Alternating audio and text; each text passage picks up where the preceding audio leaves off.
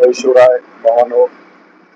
तर आपण महाराष्ट्र सोडूनकडे चाललेलो आहोत. संघर्ष सभा मनोज जरांगे पाटील एअरपोर्ट वरून महाराष्ट्र सोडूनकडे निघालेले आहेत आणि जरांगे पाटलांच्या सोबत दिल्लीमध्ये आपण सुद्धा असलं पाहिजे या हेतून केवळ फक्त मी या ठिकाणी जरांगे पाटलांच्या सोबत थांबण्यासाठी आलेलो आहे.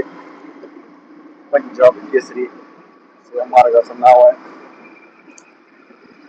मराठ्यांना मी वारंवार हेच सांगेन की आपण सुद्धा मोठ्या सिटीमध्ये फिरलं पाहिजे, गेलं पाहिजे, तिथे नवीन नवीन गोष्टी आत्मसात केल्या पाहिजे आणि तिथं आपल्याला काय जमतंय त्या गोष्टी आपण ताकद लावून करण्याचा प्रयत्न केला पाहिजे. आपण सर्वजण शेतकऱ्यांची मुलं आहोत.